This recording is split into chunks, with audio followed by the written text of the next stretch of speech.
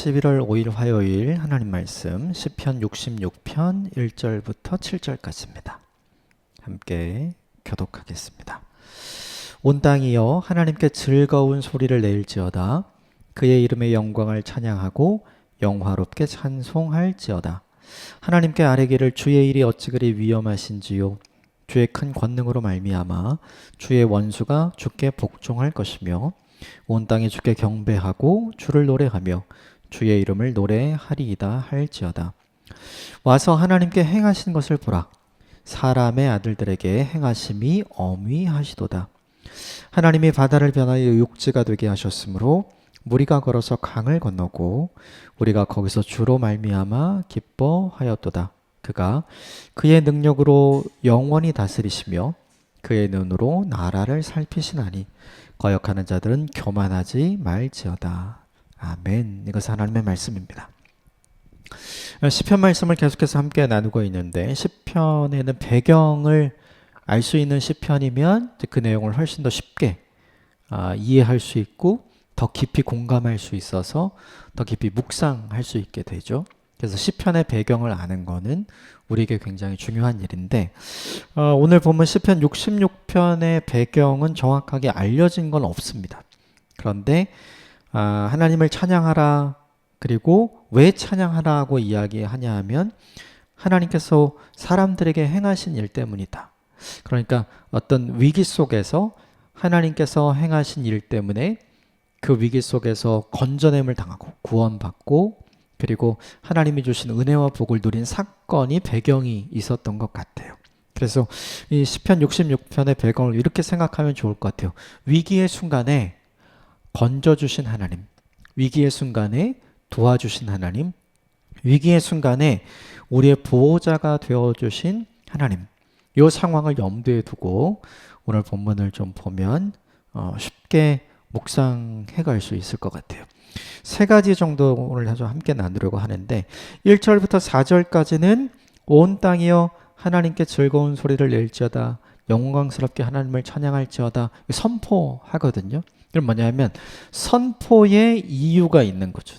그 선포의 이유가 뭐냐면 우리에게 있었던 위기와 어려움을 내 힘으로가 아니라 하나님께서 도와주심으로 그것을 극복하고 이겨낸 상황이 오늘 본문 1절부터 4절까지 이제 배경이 되겠죠. 이 배경 하에서 5절, 6절, 7절을 좀 보면 먼저 5절 같이 보겠습니다. 시작. 와서 하나님께서 행하신 것을 보라. 사람의 아들들에게 행하심이 어미하시도다. 와서 하나님께서 행하신 것을 보라. 이게 찬양의 이유였죠. 이것이 있었기 때문에 앞에 1절부터 4절까지 찬양하라 라고 했으니까 하나님의 행하신 일, 오늘 본문에 사람의 아들들에게 행하심이 어미하시다. 이게 어미라는 놀랍다, 위대하다 이런 뜻이에요. 하나님이 우리에게 하신 일이 놀랍고 하나님이 우리에게 하신 일이 참으로 신비하고 위대하다. 이 이야기는 내가 기대하지 않았는데 하나님이 이런 일을 해주셨어. 내가 하나님께 바라지 않았는데 하나님이 이런 일을 해주셨어.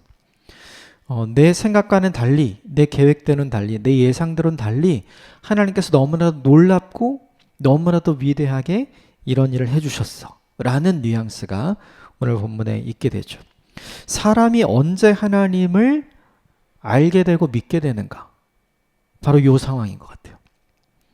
생각지도 못한 방법으로 하나님께서 도와주셨을 때, 내 계획과 내 예상대로가 아니라 참으로 신비하게 하나님의 계획과 하나님의 인도하심 따라 됐는데 그 결과가 너무나도 좋을 때, 그때 사람들은 무엇을 알게 되냐면 하나님을 믿게 되고 하나님을 알게 되는 거죠. 그러므로 이 본문이 우리에게 보여주는 중요한 메시지가 하나 있어요.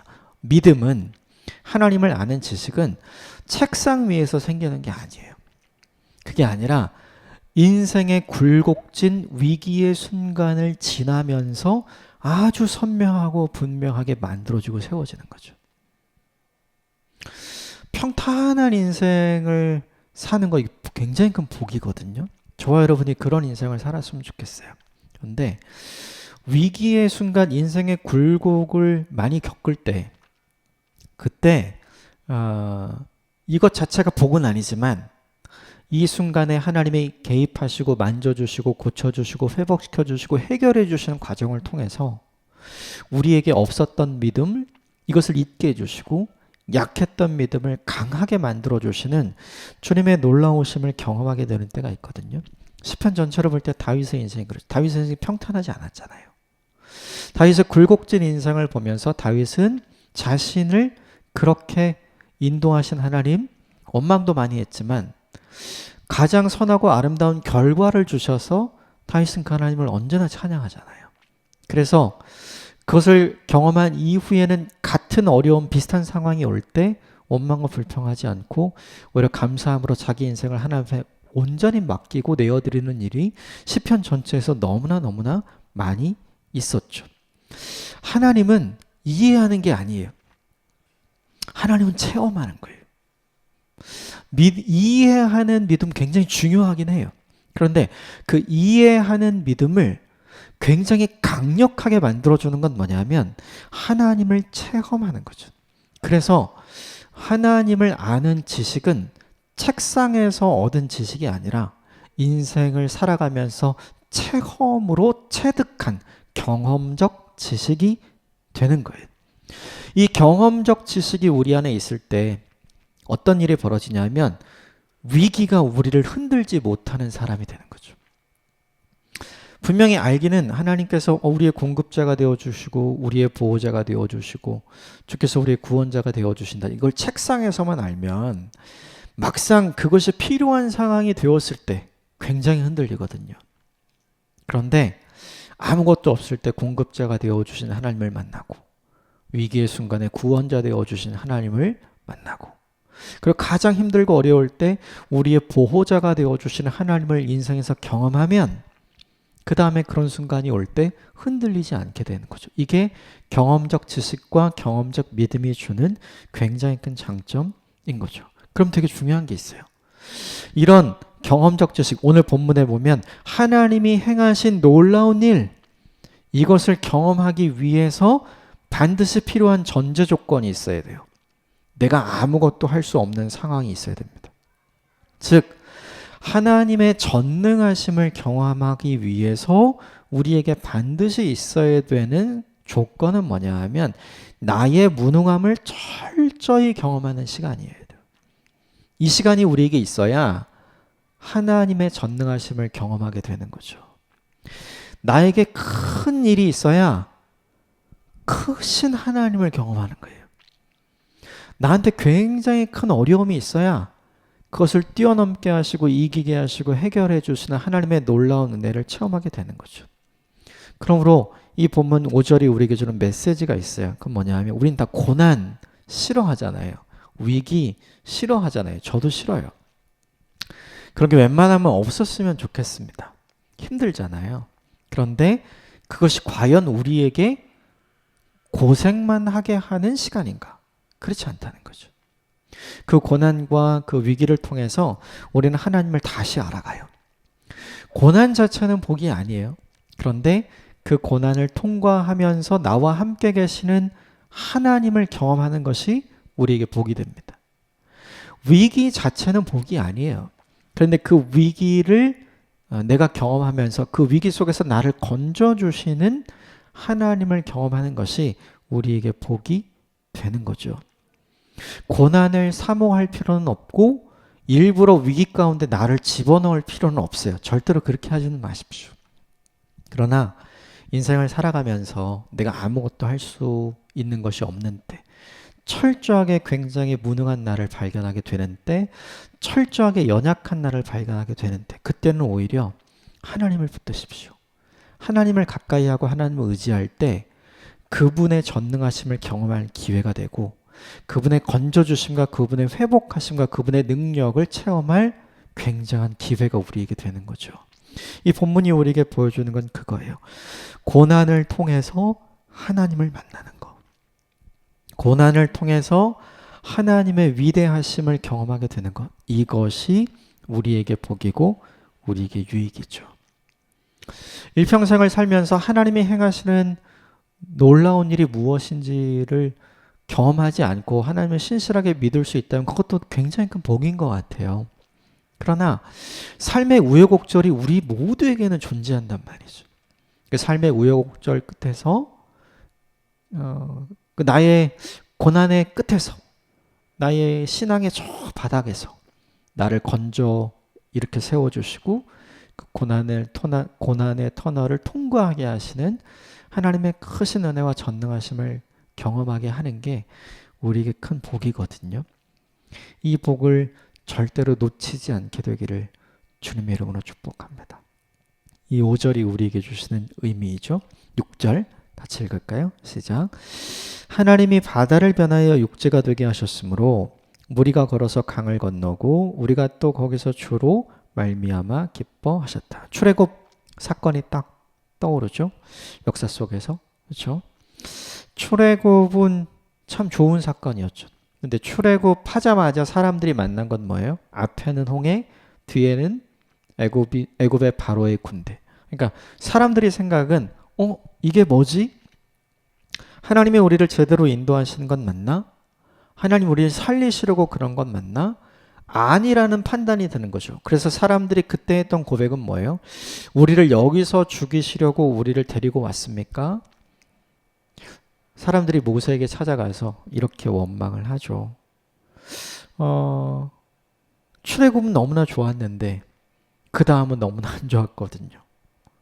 우리도 인생을 살아가면서 이런 걸 경험하게 되는 것 같아요. 하나님 때문에 큰 은혜를 누렸다가 그 은혜가 지나간 다음에 우리 인생에 찾아오는 굉장한 어려움이 있을 때 그때 우리가 하는 말이 있는 것 같아요. 하나님 이게 뭡니까? 하나님 이게 뭡니까? 이러려고 나를 여기까지 인도하셨습니까? 우리 이런 말 자주 하는 것 같거든요.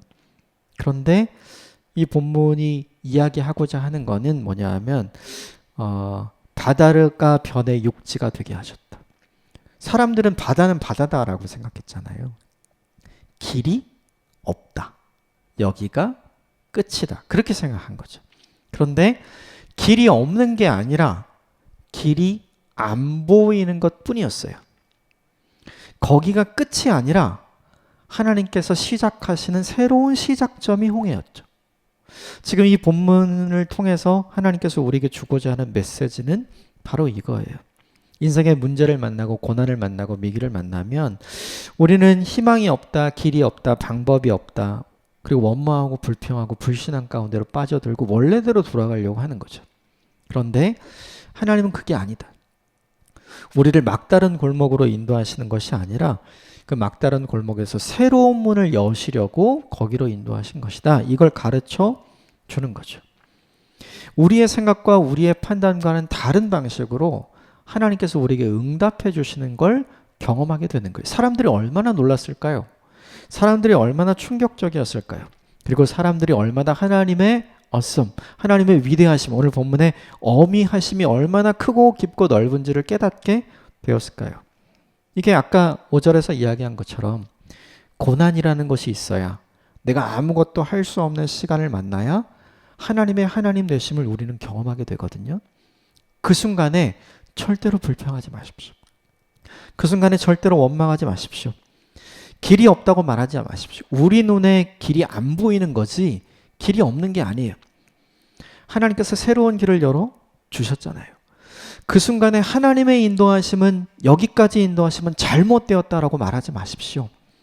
하나님은 제대로 인도해 주셨어요. 여기가 끝이라고도 말하지 마십시오. 거기가 시작이었거든요.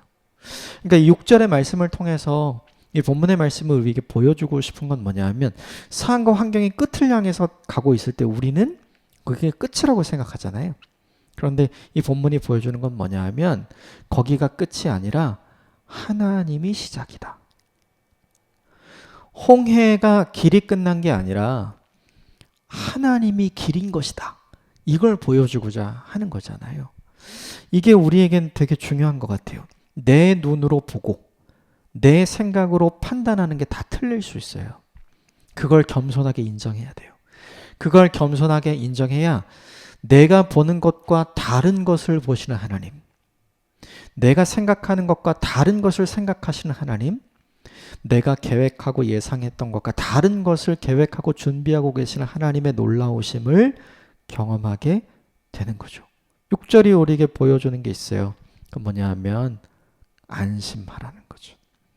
그 하나님 때문에 안심해라. 저 여러분이 이걸 적용했으면 좋겠어요. 바다가 육지로 변할 것이다. 우리 이렇게 생각 못 했잖아요. 거길 마른 땅으로 건너게 될 것이다. 그 사람들 그렇게 생각 못 했잖아요. 우리도 마찬가지죠. 내 인생의 고난이 변화되어 오히려 하나님께 감사와 찬양거리가 될 거라고 우리 생각 못 하잖아요. 그런데 하나님은 그 일을 하시는 분이다. 그래서 원망하지 말고 불평하지 말고 불신앙으로 돌아가지 않는 것이 우리가 해야 할 일이다. 이걸 겸허히 인정할 때 하나님은 새로운 길을 열어 주시는 거죠. 7절 볼까요? 시작. 그가 그의 능력으로 영원히 다스리시며 그의 눈으로 나라들을 살피시나니 거역하는 자들은 교만하지 말지어다. 그의 능력으로 다스리시고 그의 눈으로 살피신다. 저는 이 본문을 보면서 생각나요. 고난과 위기 속에서 안심해도 되는 이유가 뭔가? 나는 무능하지만 오늘 본문에 그의 능력, 하나님은 전능하시기 때문에 그 하나님의 전능하심이 나에게 임하는 통로는 뭐냐 하면 내가 하나님을 끝까지 신뢰하고 바라보고 믿는 거예요. 그 믿음을 가지고 하나님을 신뢰하는 저와 여러분이 되시기를 주님으로 축복합니다. 또 하나, 내 눈으로 보는 것과 오늘 본문에 그의 눈으로 나라를 살피신다. 내 눈으로 보면 하나님이 나를 살피시는 것 같이 보이지 않을 수 있거든요. 우리가 어쩌다 여기까지 왔나? 하나님 이게 뭡니까? 이렇게 할 수 있는데 하나님의 눈으로는 전혀 다른 거죠. 그래서 우리가 또 하나 해야 될 건 뭐냐 하면 내 눈으로 보이는 것, 그것만 가지고 판단하고 결정하지 말자. 하나님, 우리가 알지 못하는 하나님의 눈은 훨씬 더 멀리까지 보고 준비하고 계시잖아요. 내가 나를 위하는 것보다 하나님이 우리를 더 위하신다는 것을 기억하며 사는 오늘 하루가 되었으면 좋겠습니다. 우리는 내 능력으로 사는 게 아니라 하나님이 주시는 하나님의 능력으로 삽니다. 우리는 내가 보는 것으로 사는 것이 아니라 하나님이 보셔서 살펴주시는 그의 은혜로 사는 것입니다. 이걸 기억하고 혹시나 고난 중에 위기 중에 믿음이 흔들리거나 원망과 불평 가운데 있게 된다면 나 자신을 돌이켜서 오히려 그것 때문에 내가 하나님의 전능하심과 위대하심을 경험하게 될 것이다. 이것을 기대하고 하나님을 더 의지하는 오늘 하루를 사시기를 주님의 이름으로 축복합니다. 함께 기도하겠습니다.